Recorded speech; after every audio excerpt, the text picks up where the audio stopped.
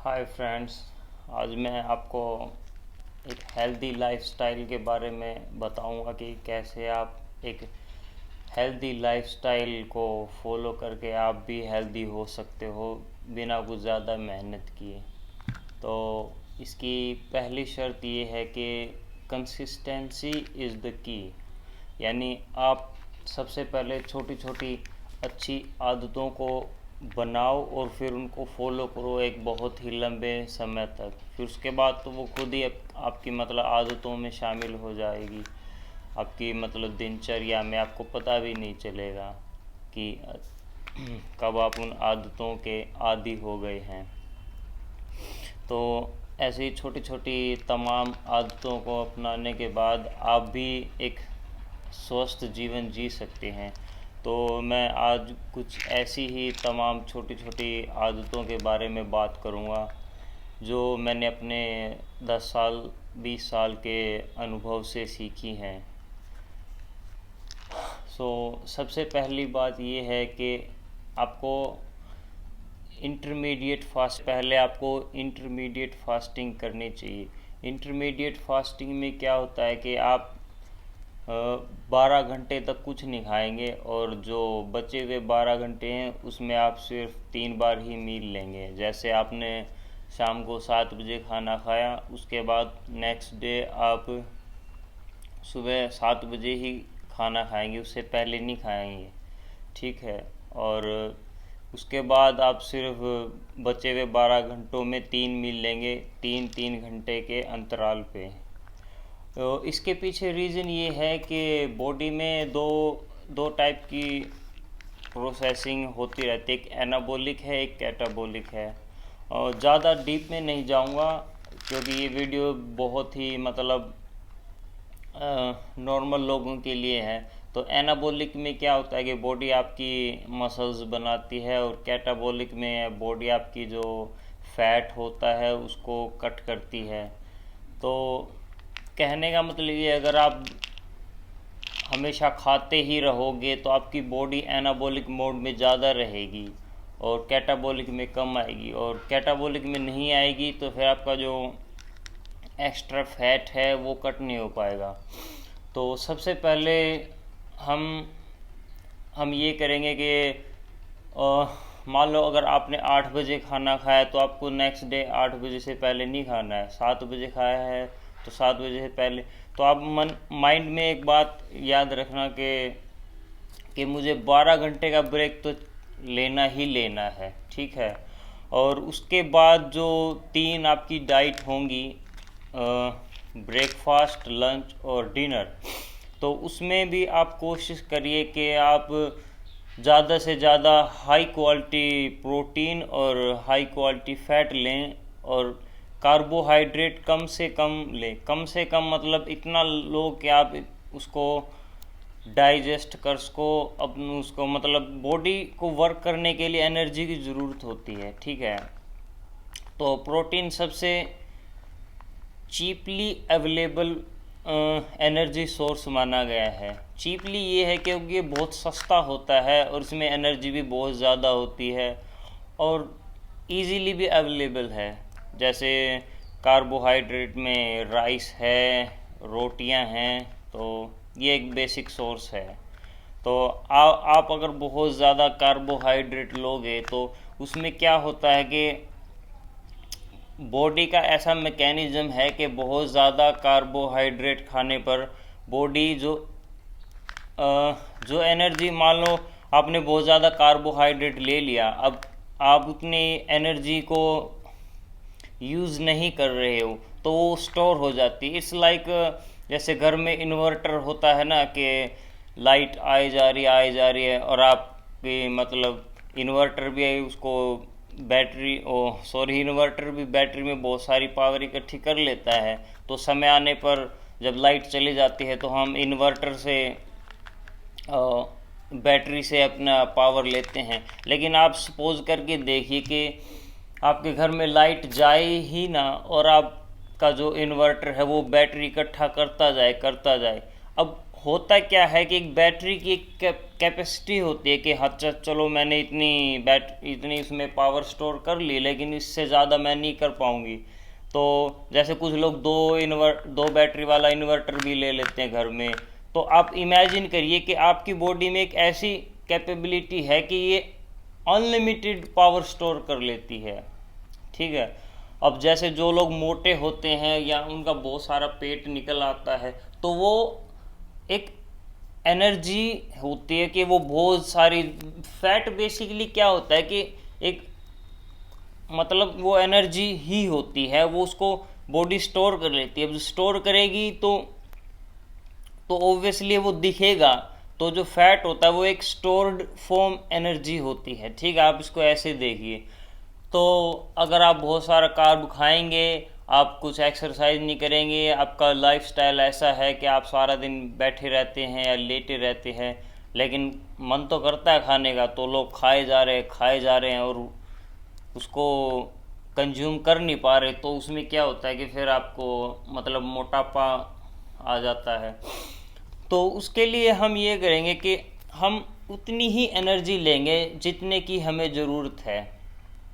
मतलब अगर आप 2 रोटी का काम कर रहे हैं तो आप सिर्फ दो रोटी खाइए, 4 मत खाइए।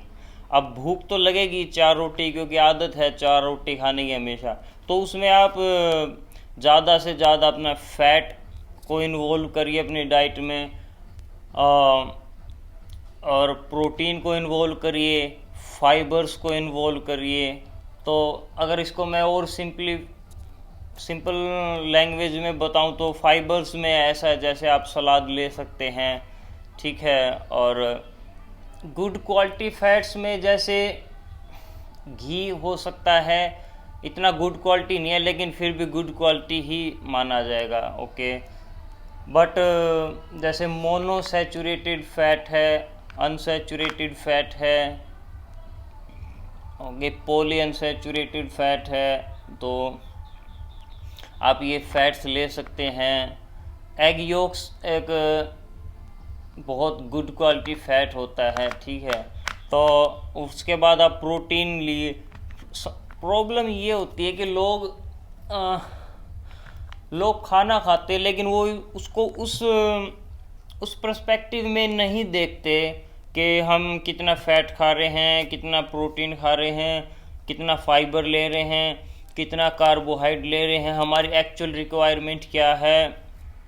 तो उस वजह से, और हमारा लाइफस्टाइल भी ऐसा हो गया, तो उस वजह से हम ज़्यादा वर्कआउट भी नहीं करते, और कहीं भी आना जाना हो तो कार है, बाइक है, उससे ही ट्रैवल करते हैं। तो इसलिए अब तो उसके लिए आपको इन बातों पे मतलब विशेष गौर करना होगा कि आप क्या खा रहे हैं, उसका आपकी बॉडी पे क्या इफ़ेक्ट होगा। और अक्सर मैं एक मतलब देखता हूँ कि मैंने गूगल पे रिसर्च किया था कि इंडियंस में भयंकर मात्रा में प्रोटीन की कमी है। मतलब आप सोच रहे होंगे कि मैं इसको मतलब बढ़ा चढ़ा के बोल रहा हूँ, लेकिन आप खुद भी गूगल कर सकते हैं कि प्रोटीन डेफिशिएंसी इन इंडियंस। आप देखेंगे कि 90% में 90% इंडियंस में प्रोटीन की भयंकर डेफिशिएंसी है। अब आप सोच रहे होंगे अच्छा चलो ठीक है, मैं तो हट्टा कट्टा हूँ, तो मुझे तो कोई डेफिशिएंसी नहीं है। डेफिशिएंसी ऐसे होती है कि जैसे मान लो अब मेरा बाइसेप है और किसी मोटे इंसान का भी बाइसेप है, तो मेरे बाइसेप्स में साइज़ क्या पता उसका ज़्यादा हो, लेकिन एक्चुअली में क्या होता है कि मेरे बाइसेप्स के अंदर प्रोटीन मसल का परसेंटेज लेवल ज़्यादा होगा, उसका फैट का लेवल ज़्यादा होगा, लेकिन दिखने में दोनों बराबर दिखेंगे। तो यानी आप ये समझिए कि मेरे बाइसेप में क्वालिटी है, उसमें सिर्फ क्वांटिटी है। तो जब क्वालिटी होती है तो उसमें बाइसेप्स में पावर भी होती है। इसलिए आप देखते हैं कि बहुत सी महिलाओं के बाइसेप्स थाई बड़ी बड़ी होती हैं, लेकिन उसमें पावर नहीं होती इतनी। ठीक है। तो अब ये प्रोटीन खाओगे ना आप, उसके साथ आपकी जो मसल्स है उसमें क्वालिटी आती है, और जब मसल्स में क्वालिटी आती है तो उसके साथ पावर और स्ट्रेंथ भी आती है। तो ये डिफरेंस है। अब डेफिशिएंसी है ओब्वियसली, लेकिन लोगों को इस बारे में पता ही नहीं है कि हमारे अंदर डेफिशिएंसी है, और वो डेफिशिएंसी इसलिए है क्योंकि हमारा लाइफस्टाइल, हमारी डाइट ही ऐसी है। अब जैसे फॉर एग्जांपल लोग कहते हैं कि यार नॉन वेज नहीं लेंगे हम, ठीक है, तो आप वेज से ले लो, लेकिन वेज से भी आप कितना प्रोटीन लेते हो? कितने बंदे हैं जो रोज़ कम से कम 1 लीटर दूध पीते हैं, या रोज़ दाल खाते हैं, पनीर खाते हैं। आप कभी कभी दाल ले लेते हो, कभी कभी 1 गिलास दूध पी लेते हो, उससे क्या होगा? आपको क्या लगता है कि आपके बॉडी में प्रोटीन हो गया पूरा?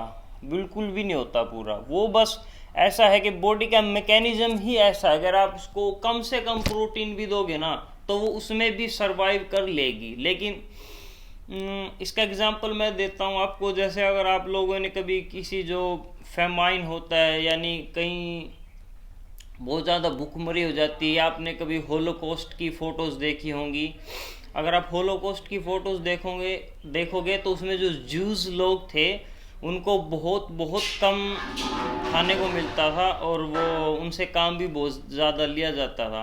तो जब उनको लिबरेट किया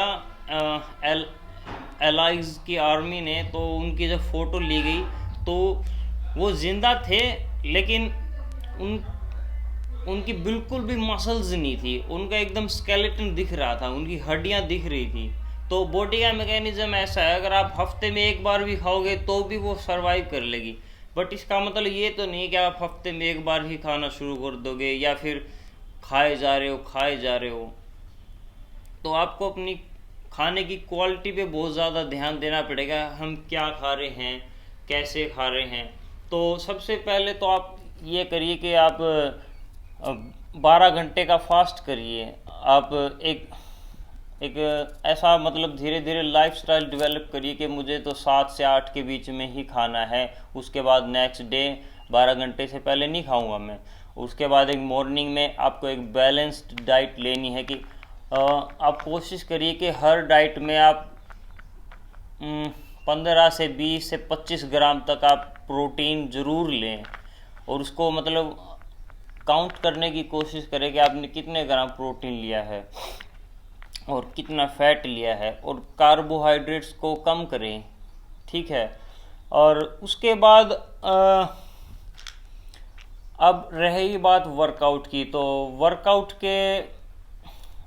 वर्कआउट में आप ऐसे कर सकते हैं। अब कुछ लोगों के पास बिल्कुल भी टाइम नहीं होता कि यार हमारे पास तो टाइम ही नहीं है, तो उसमें आप छोटी छोटी आदतों को अपना सकते हैं। जैसे आप कहीं जा रहे हो, आप कोशिश करिए कि आप पैदल चलो 1 किलोमीटर 2 किलोमीटर, ऑटो रिक्शा लेने के बजाय या बाइक से जाने के बजाय आप पैदल चलो। आप पैदल नहीं चल सकते, आप साइकिल से चलो।